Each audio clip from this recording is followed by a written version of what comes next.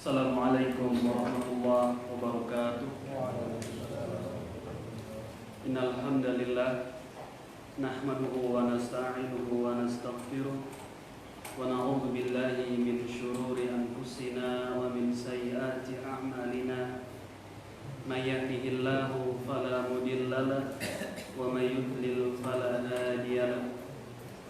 Asyhadu an la ilaha illallah wahdahu la syarika lah wa asyhadu anna Muhammadan abduhu wa rasuluhu. Amma ba'd.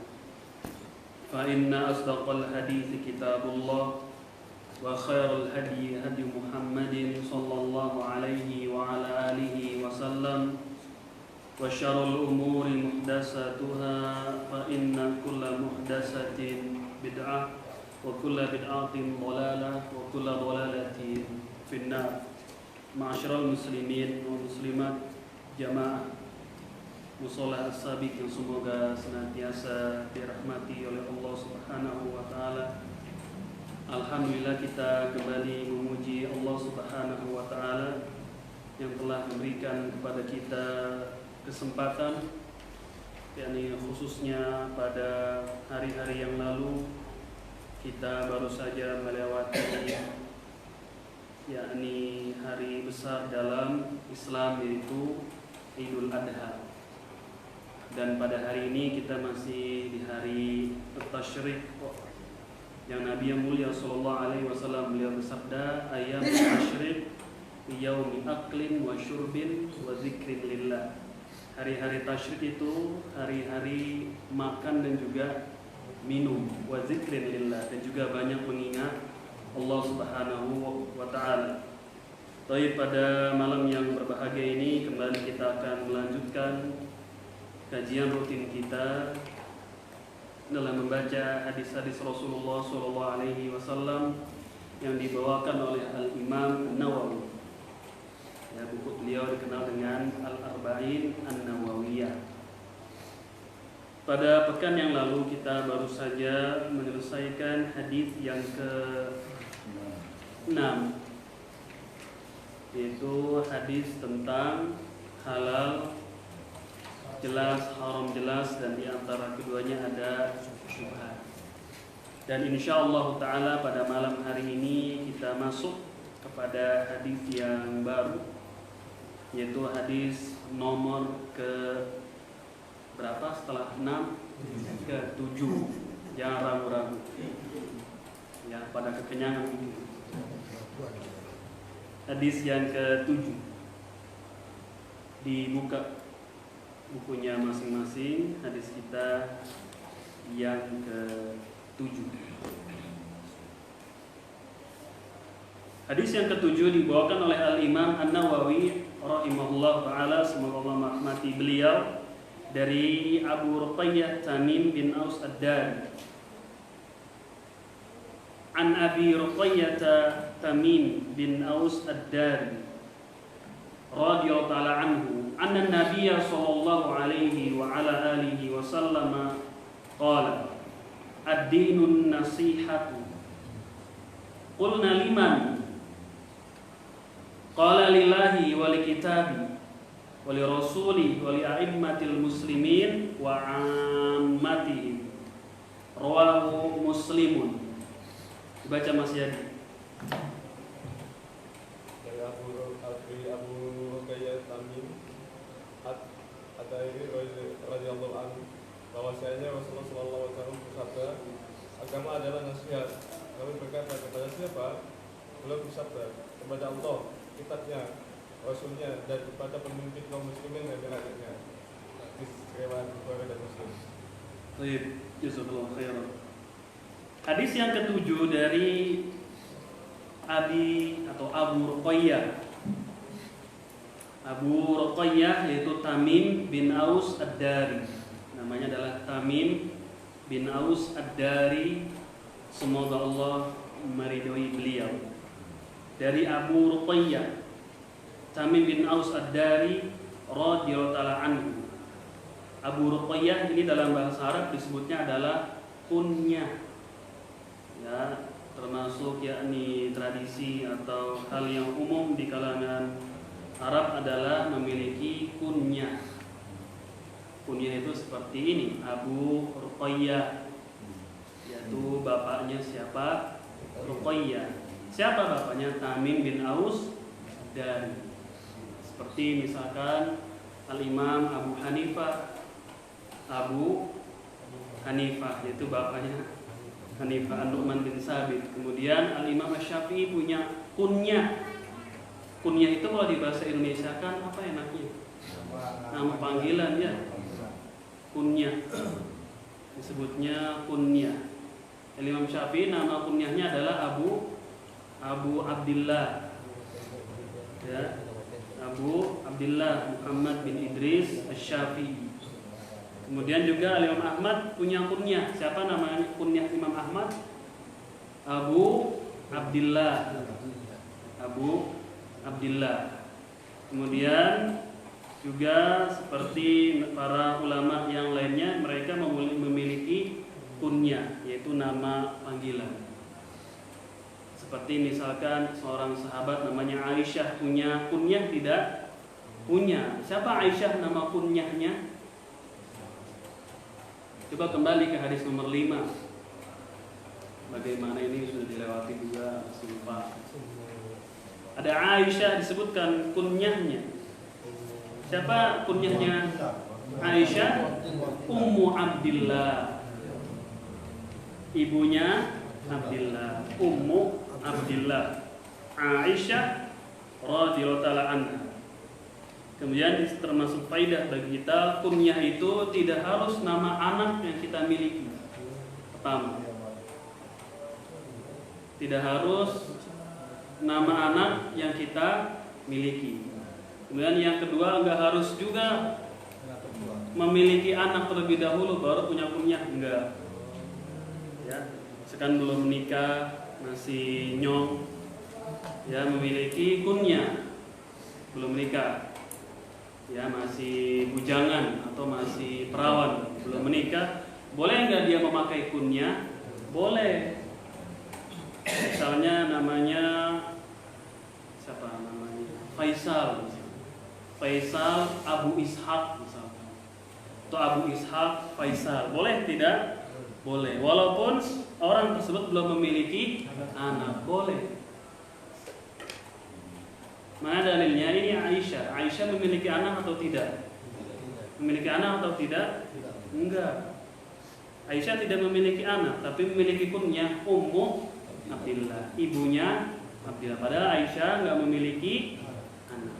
Tapi boleh berarti bagi kita yang belum menikah memiliki kunyah seperti itu. Kemudian juga tidak harus nama anak yang kita miliki. Boleh mana bebas. Ada namanya Abu Hurairah misalkan. Abu Hurairah, bapaknya kucing. Ya. Padahal nama Abu Hurairah siapa? Ingat tuh waktu ngaji di Firdaus dulu, Masjid Firdaus. Sering anak singgung siapa nama asli dari Abu Hurairah. Untuk kita belajar adab-adab menuntut ilmu. Dulu waktu masih muda, tahun 2017, 2 tahun yang lalu. Waktu saya baru datang ke sini masih hangat. Siapa nama asli Abu Hurairah? Striker MU siapa sekarang namanya? YouTuber nomor 1 di Indonesia siapa? Siapa nama asli Abu Hurairah? Itu kunyahnya Abu Hurairah, bapaknya kucing. Padahal nama beliau siapa? Siapa nama beliau?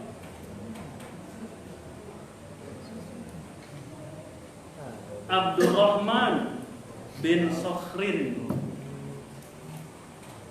Namanya Abdurrahman.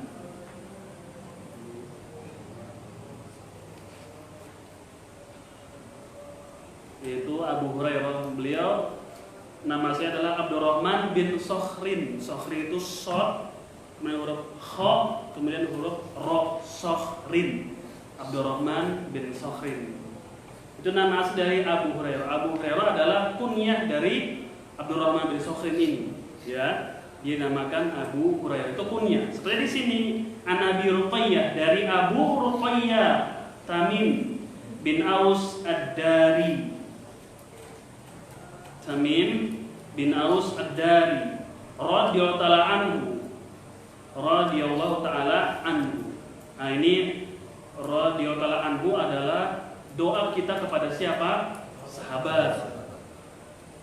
Ya, radhiyallahu ta'ala anhu. Itu bentuk doa kita kepada siapa? Sahabat. Kenapa? Karena keyakinan kita dan termasuk poin dari poin-poin akidah Ahlus Sunnah wal Jamaah, wajibnya mendoakan kepada para sahabat. Wajibnya kita memuliakan dan mendoakan para sahabat.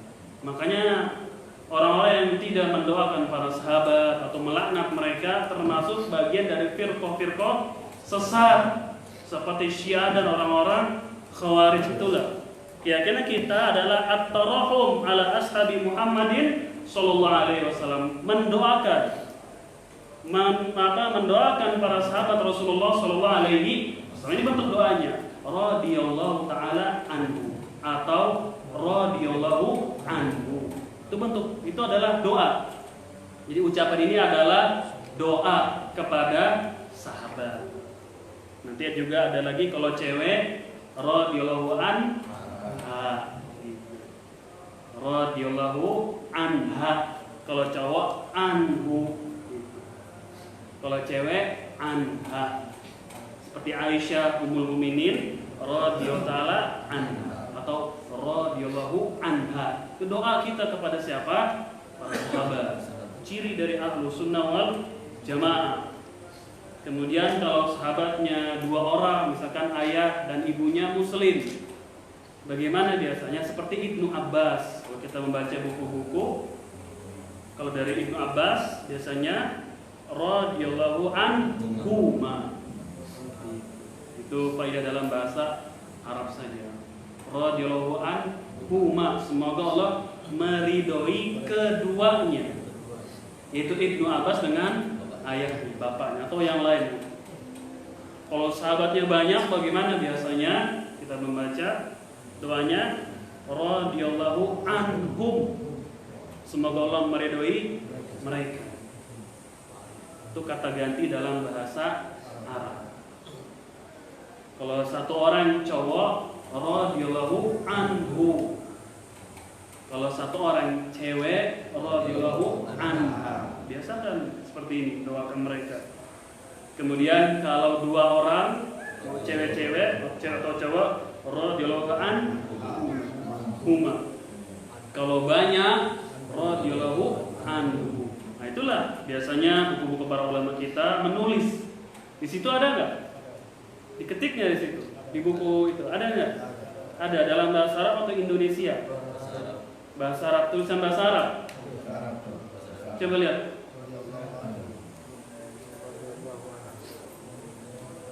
Nah, dalam bahasa Arab seperti ini. Ya, dalam doa yang demikian, yaitu nggak boleh kita singkat dengan RA. Tolong ambil buku di sini, ada Fadilah Amal. Jangan disingkat dengan RA, tapi ditulis lengkap. Sama juga dengan mendoakan Rasulullah Sallallahu Alaihi Wasallam, itu yang dibalik bukunya, Mas Widodo, dibalik. Sengaja kita balik. Apa dibaca? Terbalik.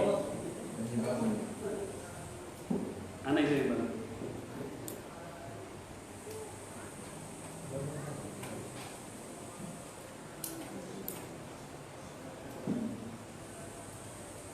Seperti ini. Nih, jangan disingkat seperti ini. RA suka baca enggak?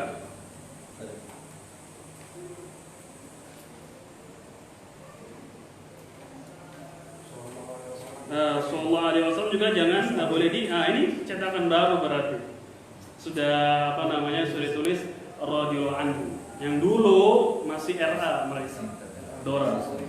RA, nggak boleh disingkat, harus ditulis lengkap radhiyallahu anhu, karena bentuk doa kita.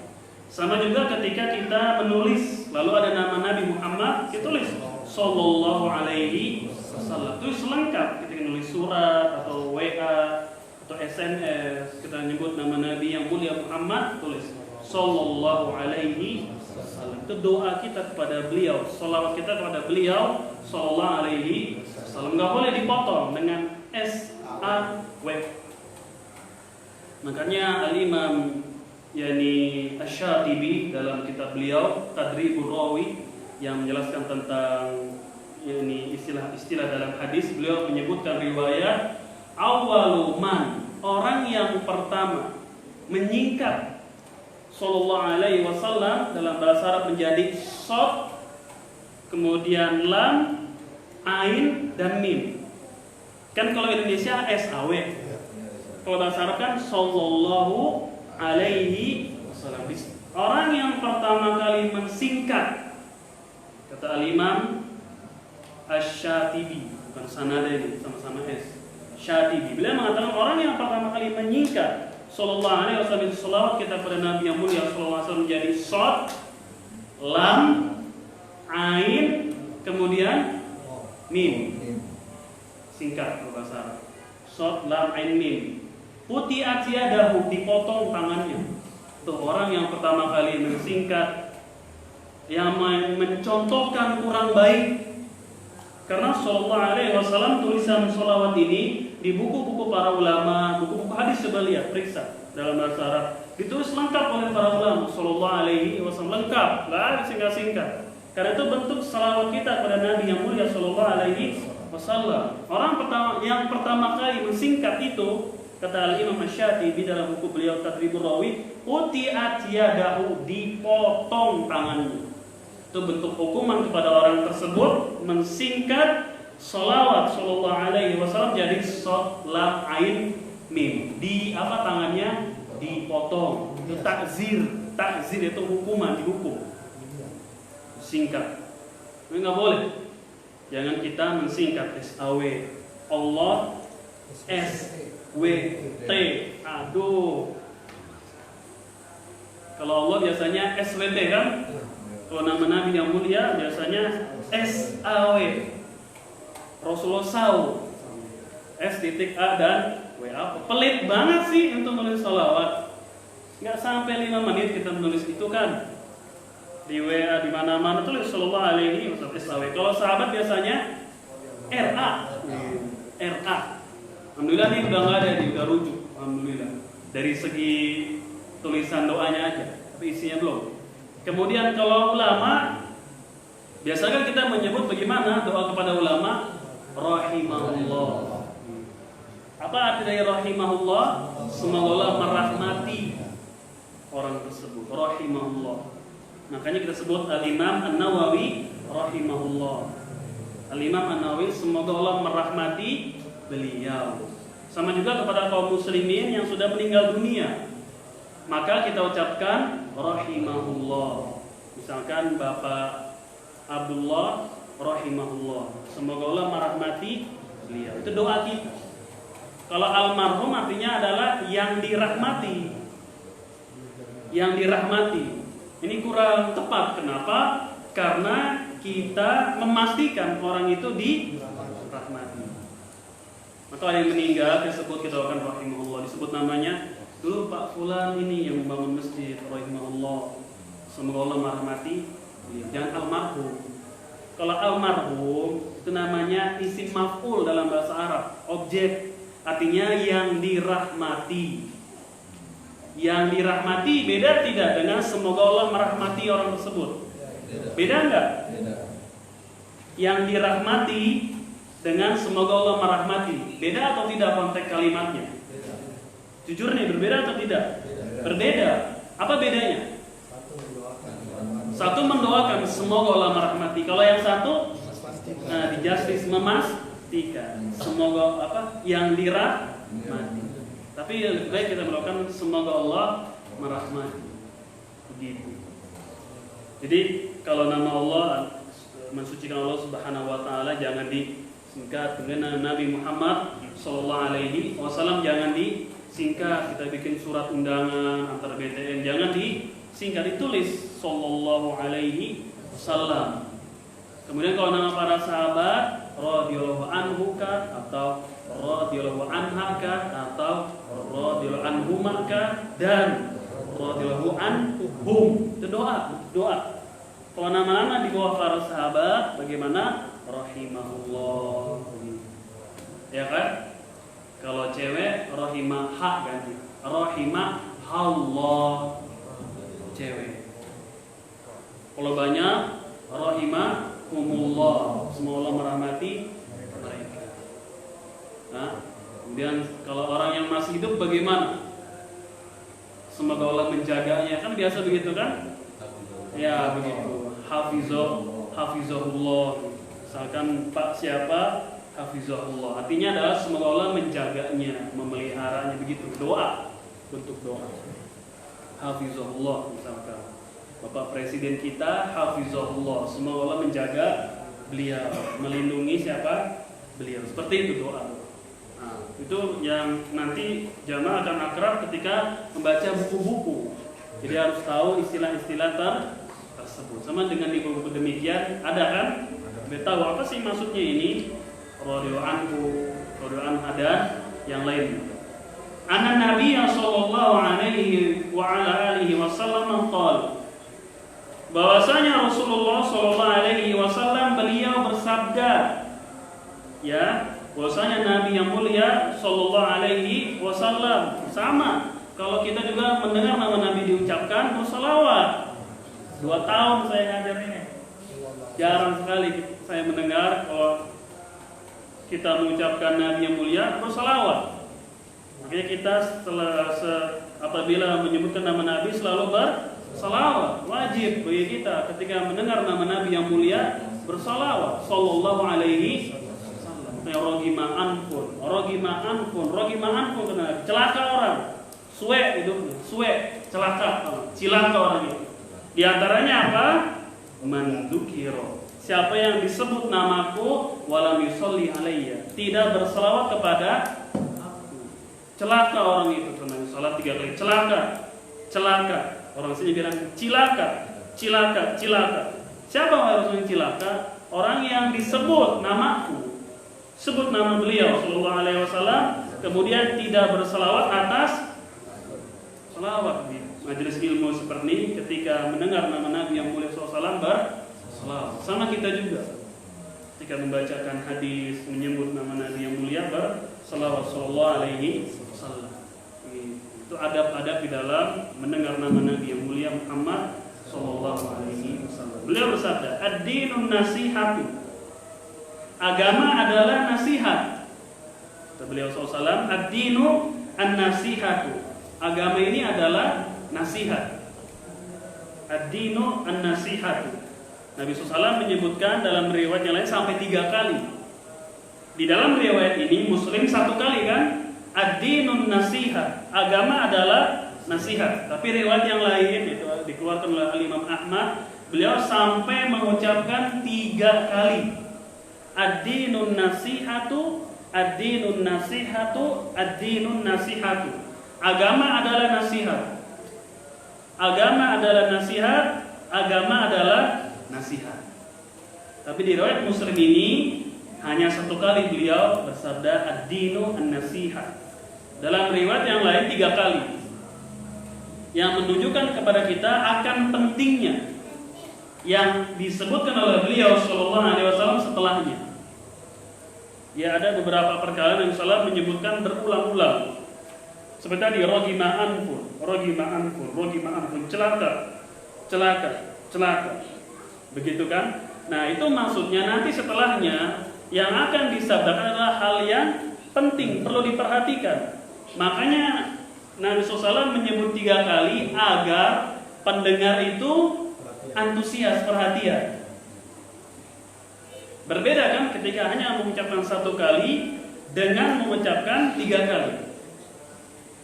Agar nanti yakni orang yang mendengar akan antusias, apa ini? Perhatian dan serius. Agama adalah nasihat. Kata Nabi yang mulia sallallahu alaihi wasallam, "Qulna," lalu kami berkata, Siapa kami di sini? Siapa kami di sini? Para sahabat. Qulna, kami berkata, ini bertanya. Ini merupakan bentuk semangatnya para sahabat di dalam mendengarkan ilmu.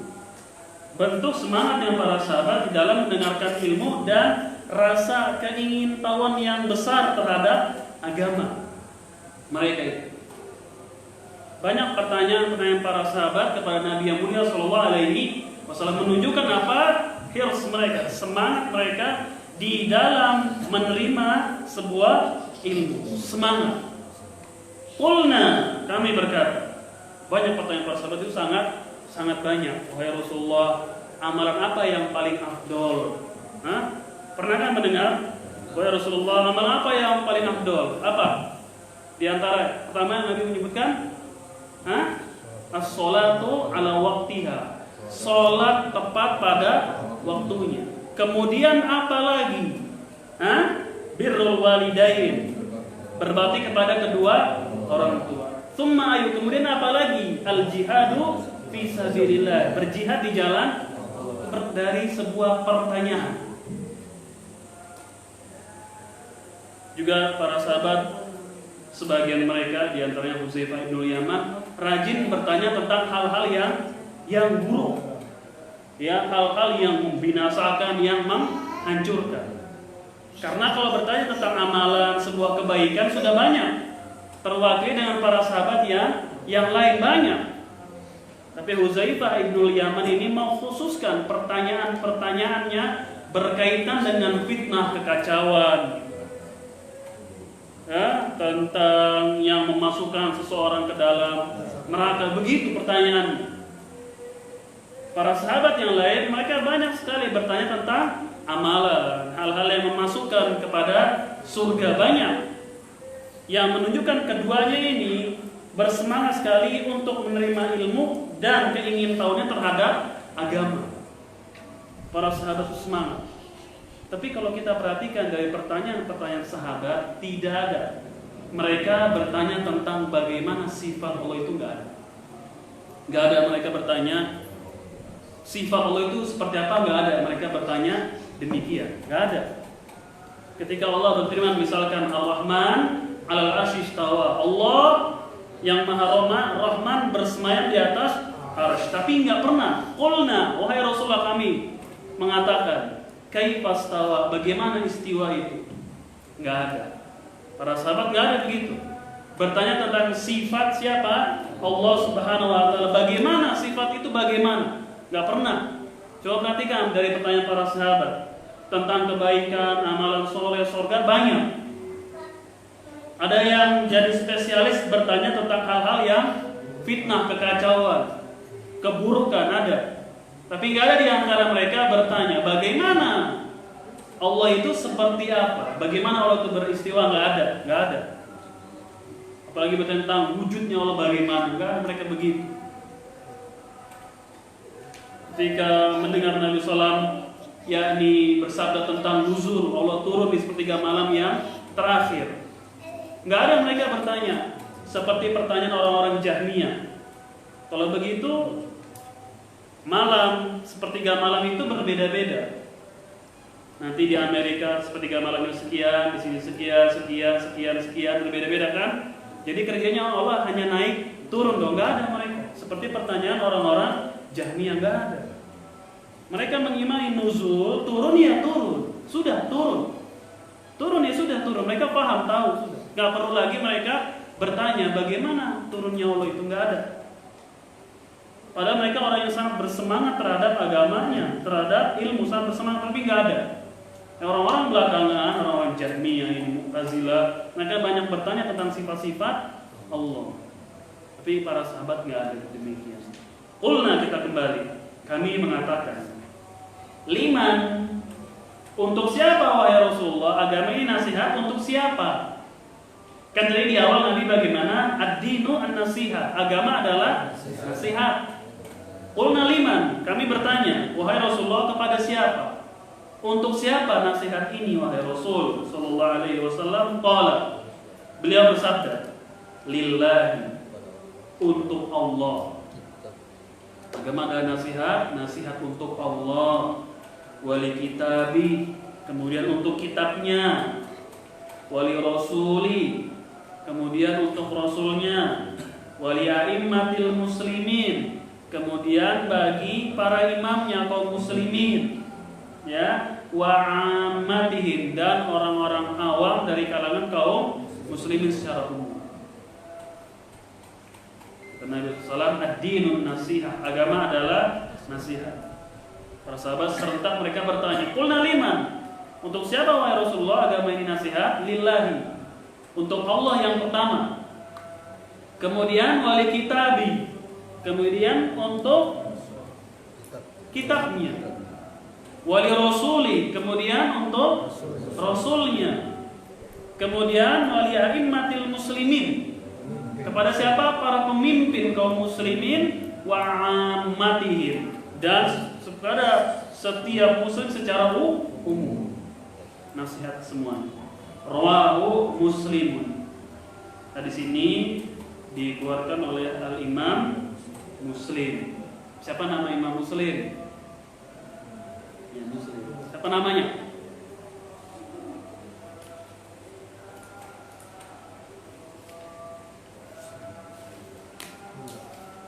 Siapa namanya? Ada yang ingat enggak?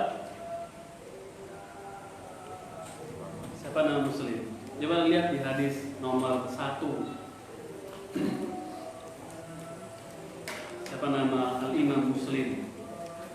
Imam Muslim adalah beliau pemilik kitab Sahih, ya, di antara Sahih-Sahih yang ada. Ada Sahih Al-Bukhari, ada Sahih Imam Muslim ini, ada Sahih Ibnu Khuzaimah, ada Sahih Ibnu Hibban.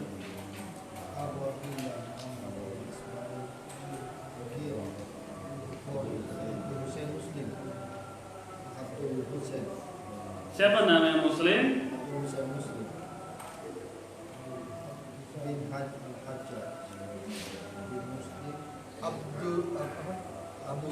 Abul Husain. Ketemu nggak yang nomor 1?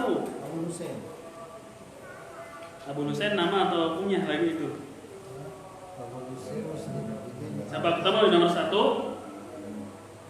Siapa nama yang Muslim?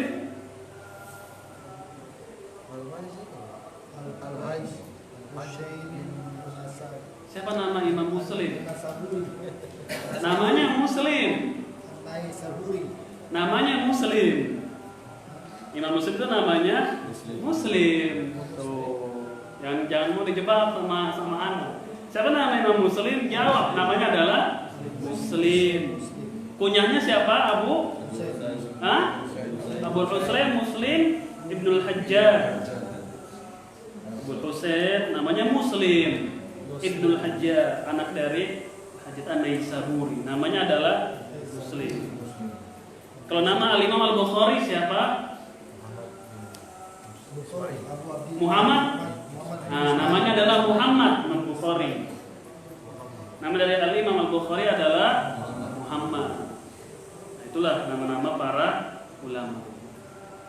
Jangan nama-nama kerajaan pada hafal, Majapahit hafal, nama-nama para ulama nggak akrab. Di sini dikeluarkan oleh Al-Imam Muslim. Baca syaratnya, siapa membaca?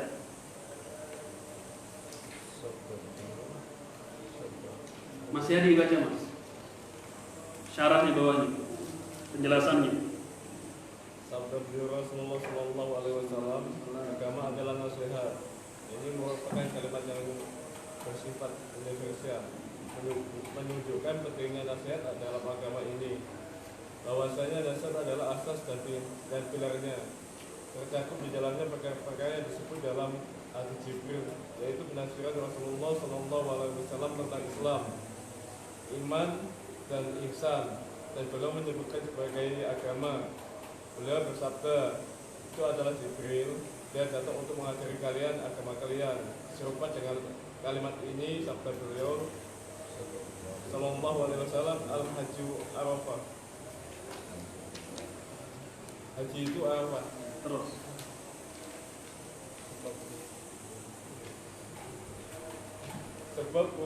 Sebab wukuf di Arafah merupakan hukum paling agung dalam ibadah haji. Haji akan batal jika tidak melakukannya. Iya. Baik, kita bacakan penjelasan dari hadis yang ke-7 dari penjelasan Syekh Abdul Muhsin Al-Abbad hafizahullah taala. Qauluhu, sabda Nabi sallallahu alaihi wasallam di sini, ad-dinu an-nasiha, agama adalah nasihat. Hadhihi kalimatun jami'atun tadullu ala ahammiyatin nasiha fid din. Kalimat ad-dinu an-nasiha adalah kalimat yang mencakup, yang sangat mencakup keseluruhannya, yang menunjukkan akan pentingnya nasihat di dalam agama kita ini. Menunjukkan kedudukan nasihat sangat berharga, sangat besar dalam agama kita. Wa annaha asasuhu wa imaduhu. Dan nasihat ini merupakan asas, apa itu asas? Pondasi dan tiang dari agama ini. Ya, Nabi mengatakan ad-dinu an-nasihat, agama adalah nasihat, menunjukkan bahwasanya nasihat sangat penting sekali di dalam agama kita ini. Kedudukannya sangat agung dalam agama kita sebagai asas dan juga tiangnya.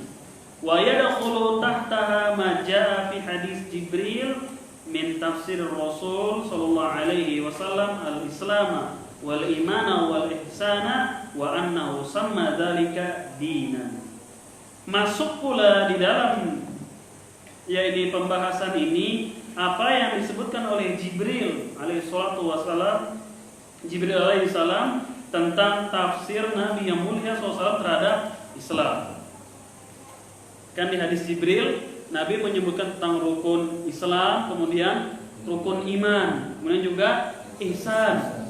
Dan di takhir Nabi mengatakan itu Jibril datang kepada kalian untuk mengajarkan agama kepada kalian. Berarti arkanul iman, Islam, ihsan ini dia menunjukkan pentingnya kedudukannya di dalam agama.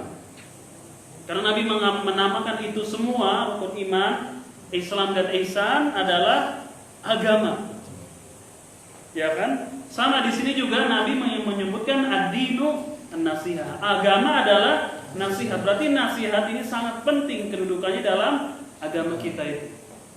Sama dengan rukun iman, Islam dan ihsan. Ketika Jibril bertanya, di akhir Nabi mengatakan kepada para sahabat, itu adalah Jibril yang datang kepada kalian, mengajarkan kepada kalian agama kalian, mengajarkan kepada kalian agama kalian itu. Berarti penting semua itu, arkanul iman, arkanul Islam dan juga ihsan.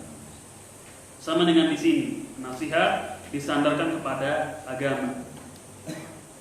Kemudian wadzalika li'annahu, serupa juga di sini dengan sabda beliau, al-hajju Arafah. Haji adalah Arafah.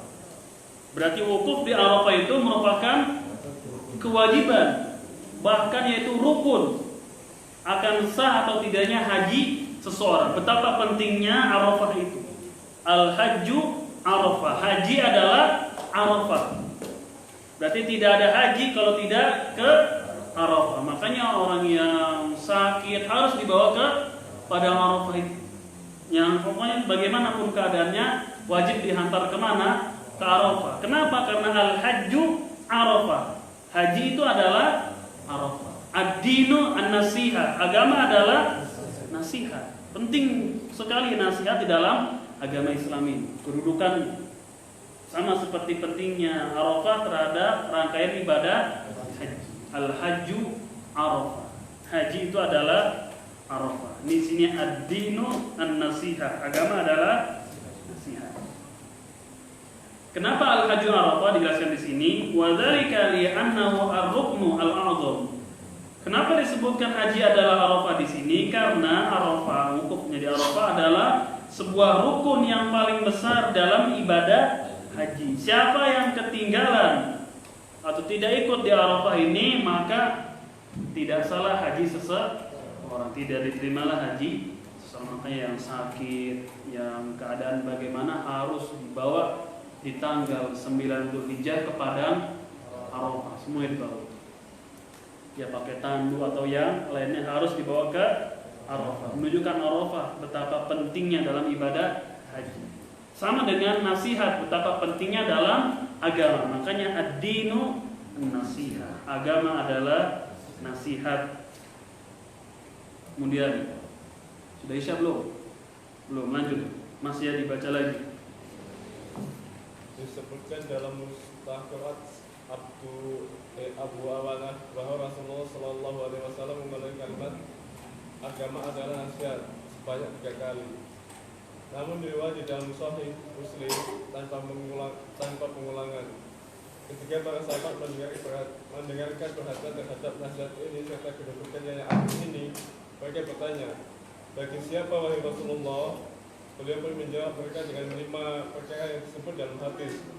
Para ulama telah menjelaskan 5 perkara ini. Di antara yang paling bagus adalah penjelasan Abu Amr bin Salah dalam kitabnya Siyanatun Sahih Muslim. Siyanatun Sahih Muslim minal ihlal wal qalat wa himayatuhu minal isqat wal saqat. Dia berkata, halaman 223 224. Ya cukup sampai situ Mas. Dijelaskan di sini dalam riwayat yang lain, itu Musnad Abi Awanah, yaitu disebutkan Nabi mengucapkan ad-dinu nasiha berapa kali? 3 kali. Dalam riwayat yang lain Nabi mengucapkan 3 kali. Ad-dinu an-nasiha, ad-dinu an-nasiha, ad-dinu an-nasiha. 3 kali. Tapi dalam riwayat Muslim di sini hanya disebutkan 1 kali tanpa pengulangan. Walamma sami'a as-sahabah hadhil inayata wal ihtimam bin nasiha. Ketika para sahabat mendengar ini, yaitu agama dan nasihat, akan muncul perhatian mereka. Muncul kan? Apalagi sampai diulang berapa kali? 3 kali muncul, yaitu ihtimam, antusias. Serius, yaitu penasaran, menarik perhatian. Ini diantara metode Nabi SAW dalam mengajar. Lihat, diantara metode Nabi SAW dalam mengajar ini diulang sampai 3 kali, yaitu memancing jamaah agar mereka antusias. Ada juga sabda-sabda beliau SAW agar memancing jamaah dalam bentuk pertanyaan. Ada yang dalam bentuk pertanyaan. Agar bagaimana? Agar para pendengar itu nanti dia akan antusias, akan penasaran. Itu diantara bentuk metode Nabi SAW dalam mengajar begitu. Ada metode Nabi mengajar yaitu dengan tangan, seperti membuat garis di pasir. Itu metode beliau di dalam mengajar. Di antara bentuk-bentuk Nabi SAW ketika mengajar kepada siapa? Sahabatnya begitu. Ada yang diulang 3 kali begini. Ada yang dalam bentuk pertanyaan. Ada yang dalam bentuk pertanyaan agar memancing siapa? Pendengar. Apa contohnya yang bentuk pertanyaan?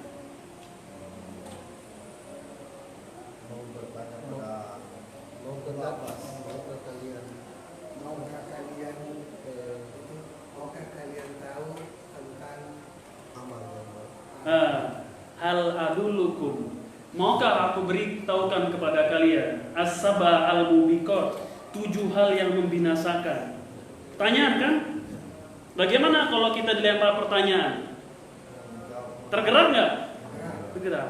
Maukah saya beritahukan wahai jemaah sekalian tentang 7 hal yang membinasakan? Maukah saya beritahukan kepada kalian bapak-bapak, ibu-ibu, 7 hal yang membinasakan? Tahu nggak apa itu? Akan memancing perhatian. Apa ini ya? Penasaran. Tunggu jawabannya setelah saya habis makan. Pulang dulu Ustaz. Itu tambah lagi nggak penasarannya? Tambah. Ya, penasaran orang. Itu metode beliau di dalam mengajar begitu. Memancing. Apalagi di zaman sekarang kadang jamaah ada yang pikirannya kemana-mana ya kan, bengong nggak tahu nggak, cuman bengong aja kita lihat kayaknya. Ini harus apa? Dipancing. Kemudian Nabi SAW juga di antara gaya mengajarnya banyak memperagakan gerak tubuhnya. Gitu. Gerak tubuh ini. Bahkan para ahli pendidikan 90% murid itu dapat memahami pelajaran dengan bahasa tubuh.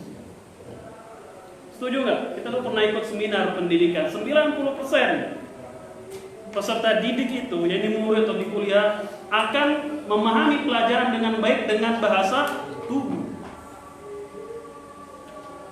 Berbeda kalau mengajar seperti ini. Walaupun teriak-teriak gitu-gitu kurang, tapi kalau dengan bahasa tubuh itu lebih memahami. Terlihat dari kejauhan sana, ya gitu kan. Itu bahasa-bahasa tubuh yang dengannya yaitu audiens atau murid bisa menyerap dengan bahasa tubuh. Tapi jangan naruh pas bunga tinggi-tinggi tak gitu kelas. Nah, dengan Nabi SAW juga dengan bahasa-bahasa tubuh ada, gaya-gaya metode beliau di dalam mengajar ada. Makanya guru terbaik adalah Nabi yang mulia Sallallahu Alaihi Wasallam. Barangkali sampai di sini dulu karena sudah azan. Ada pertanyaan? Kita lanjut ini pekan depan karena ini panjang. Oh, ada pertanyaan silakan. Ya, Pak. Maksud nasihat di sini nasihat untuk Allah. Apakah nasihat itu kayak kita memberi nasihat kepada anak atau kepada apakah sama dengan nasihat dalam bahasa Indonesia? Ya. Nah, nanti di sini dijelaskan di syarahnya dijelaskan bagaimana bentuk nasihat kepada Allah itu seperti apa. Nasihat kepada Allah itu seperti apa? Bentuk nasihat kita kepada Allah nanti kita jelaskan. Kemudian bentuk nasihat kita kepada kitab kan bingung. Apa Al-Quran kita ceramahin gitu kan enggak? Ya, ini ketika seorang mendengar demikian, jangan sampai dia memahami dengan pemahamannya sendiri ya. Nanti dijelaskan. Terlek enggak? Nanti ada syarah. Nasihat untuk kitabnya. Nasihat untuk kitabnya nanti kita bahas bagaimana. Nasihat untuk para imam kaum muslimin bagaimananya nanti akan kita bacakan pada pertemuan yang akan datang. Oh iya, ya, yang lain, pertanyaan yang lain. Ya, Pak Jihad. Di dalam keterangan istilah Nabi Muhammad itu sering dikaitkan dengan Sayyidina. Namun ada juga tidak. Tapi sekarang pada suatu kitab kan pembukaannya memakai Sayyidina Muhammad. Itu boleh dijelaskan. Ya, Sayyidina itu artinya adalah penghulu kami. Nabi yang mulia Muhammad Sallallahu Alaihi Wasallam. Bagaimana boleh atau tidaknya? Ada seorang sahabat mengatakan, engkau ya Rasulullah anta sayyiduna. Engkau adalah sayyid kami, penghulu kami. Nabi memarahi as-sayyidullah. Sayyid itu adalah siapa? Allah. Jadi menutup pintu hulu. Maka sebaiknya kita tidak mengucapkan Sayyidina Muhammad Sallallahu Alaihi Wasallam. Memang betul Nabi yang mulia SAW adalah Sayyid. Makanya beliau bersabda, Ana Sayyidu Walidi Adam wala fakhr. Saya adalah Sayyid, ketuanya penghulu Bani Adam semuanya. Wala fakhr, nggak ada kesombongan di sini. Nabi pernah bersabda, Ana Sayyidu Walidi Adam. Saya adalah Sayyid penghulunya Bani Adam semuanya. Wala fakhr, nggak ada kesombongan di sini. Betul Nabi yang mulia Sallallahu Alaihi Wasallam adalah Sayyid. Tapi di satu sisi Nabi melarang sahabat yang mengatakan anta sayyiduna, wahai Rasulullah engkau adalah sayyid kami. Enggak, as-sayyidullah kata Nabi. Sayyid itu adalah siapa? Allah. Maka dari sini ini lebih baik bagi kita untuk meninggalkan kalimat sayyiduna Muhammadin sallallahu alaihi wasallam. Namun sesekali boleh nggak kita ngomong seperti itu? Boleh saja, nggak apa-apa. Ini yang lebih baik adalah ditinggalkan. Apalagi kalau di sholawat Ibrahimiyah baru mutlak nggak boleh. Tahu kan sholawat Ibrahimiyah ketika tahiyat ini nggak boleh, nggak ada sayyid di situ. Nggak ada kalimat sayyid di sholawat Ibrahimiyah yang suka kita baca ketika tahiyat awal dengan tahiyat akhir, nggak ada. Tapi kalau di umum, pembicaraan umum di mimbar atau apa, sebaiknya memang ditinggalkan. Sayyiduna Muhammadin sallallahu alaihi wasallam sebaiknya adalah ditinggalkan. Tapi kalau sesekali orang mungkin mengucap demikian masih diperbolehkan. Tapi memang yang baik adalah ditinggalkan karena menutup pintu gulu berlebihan nantinya. Ya, yang mutlak haram adalah di kalimat selawat Ibrahimiyah nggak boleh mengucapkan sayyid, dimasukkan sayyid nggak boleh. Tapi kalau di ceramah-ceramah umum masih ada keringanan, boleh. Tapi memang yang lebih baik adalah kita tinggalkan. Kenapa? Nabi SAW pernah memarahi As-Sayyidullah, wa sahabatku, Sayyid itu adalah siapa? Allah. Walaupun Nabi bersabda, ana Sayyidu walidi Adam, saya adalah Sayyid penghulunya. Kalau kita mengatakan Nabi Muhammad Sayyiduna, betul atau tidak? Betul. Benar nggak? Betul. Kenapa kita katakan betul? Karena Nabi sendiri yang bersabda, saya adalah Sayyid, penghulunya anak-anak Adam semuanya, penghulunya. Apa sih penghulu bahasa ini? Pemimpin. Saya adalah pemimpin waladi Adam, anak Adam semuanya. Betul, Nabi SAW adalah Sayyid. Tapi ada di satu sisi Nabi SAW melarang sahabatnya mengatakan Sayyidullah, Sayyiduna. Engkau wahai Rasulullah adalah Sayyid kami. Enggak, As-Sayyidullah Nabi SAW, Sayyid itu adalah Allah. Jadi boleh kok dalam yang umum gitu sesekali masih diperbolehkan. Namun yang afdol adalah kita tinggalkan. Yang mutlak haram dilarang di dalam sholawat Ibrahimiyah, nggak boleh. Allahumma sholli ala Sayyidina Muhammad, nggak boleh itu dalam sholawat. Karena sholawat ini dia sifatnya tawakuf, yaitu konteks kalimatnya itu ditetapkan dengan dalil. Nggak boleh kita tambah atau kurangi. Apalagi kalau nggak ada contoh dari siapa, Nabi SAW atau para sahabat, nggak bisa. Karena dia sifatnya tawakuf, menanti dalil, ditentukan oleh dalil. Kalau dalil tidak menentukan, nggak boleh kita masuk di sini, nggak boleh. Jangan. Kalau motor mau ganti warna apa, terserah. Velg apa, terserah. Knalpot ganti, terserah. Karena dalil nggak main di situ. Kalau ingin berkreasi, sudah dalam hal dunia lah. Jangan berkreasi dalam hal-hal agama. Dalam hal dunia, silakan kaum muslimin berkreasi. Selama berinovasi, selama itu halal. Tapi dalam agama sudah sami'na wa ta'na. Sama dengan takbir ketika sholat fardu di ayam tasyrik, di hari-hari tasyrik. Itu lafaz takbirnya tawakuf. Dari mana kita tahu? Dari dalil. Ya kan? Kan kita disunahkan, disukai, tidak wajib hukumnya untuk bertakbir setelah sholat 5 waktu di hari-hari tasyrik. Dimulai dari fajar di hari Arafah, berarti hari Sabtu. Sabtu sholat subuh, kita sudah boleh setelah sholat bertakbir. Nanti berakhir, ada khilaf ulama, namun yang banyak dipilih dan ini juga mazhab Syafi'iyah, nanti berakhir di tanggal 13 setelah sholat asar.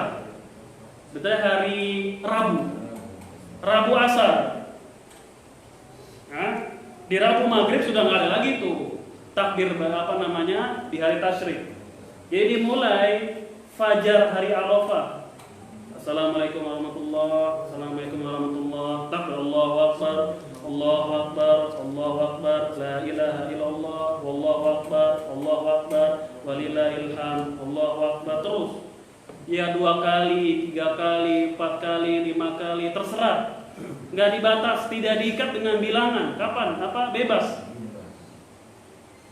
Ini kalau ingin diamalkan, yakni takbiran setelah sholat 5 waktu, dimulai dari subuh Arafah, Sabtu berarti kemarin ya, berakhir di tanggal 13, yaitu asar, hari Rabu nanti asar, besok di asar selesai.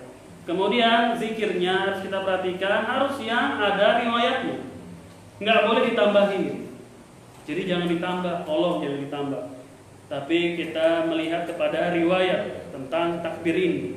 Ada dari Ibnu Mas'ud, ada dari Ibnu Abbas, ada dari Salman Al-Farisi. Dulu kan kita sudah bahas ketika takbiran lebaran.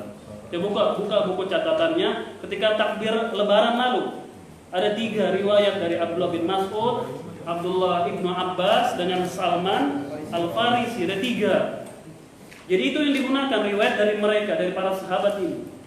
Kemudian takbirannya setelah sholat ini dia sendiri-sendiri, tidak berjamaah dan ya, asik kan bahasa sini, tidak berjamaah dan Ya ini sendiri-sendiri, imam takbiran, Pak Arfa takbir, semua sendiri-sendiri. Tidak dengan satu suara, koor enggak. Tidak dalam apa namanya satu ya dipandu enggak, sendiri-sendiri masing-masing. Ya kita bertakbir sesuai dengan suara yang kita bisa dengar. Allahu Akbar, terdengar, boleh. Ya, baik bagi laki-laki atau bagi wanita atau yang sholat sendiri atau sholat yang berjamaah. Itulah. Jadi takbir setelah sholat fardu di hari Idul Adha ini, Ayyamut Tasyrik, pertama lafadznya dia harus yang sesuai dengan riwayat. Nggak boleh ditambahin.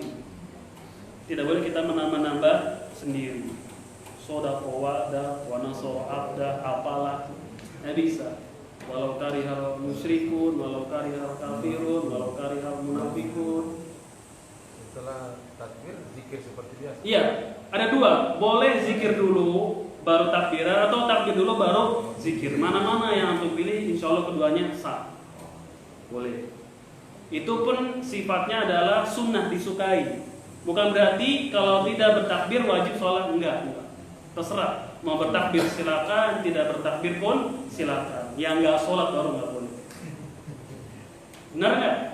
Jadi sifatnya adalah sunnah, hanya disukai saja. Bagi imam, bagi makmum, bagi laki-laki, bagi wanita yang sholat sendirian atau yang sholat berjamaah. Yang kedua tadi enggak boleh, jangan bareng-bareng, sendiri-sendiri aja. Spontaneous sendiri-sendiri masing-masing bertakbir. Ya wallahu a'lam. Ada pertanyaan? Cukup barangkali sampai di sini. Insyaallah taala kita lanjut lagi pada Selasa yang akan datang, syarah dari Syekh Abdul Muhsin Al-Abbad yang agak panjang.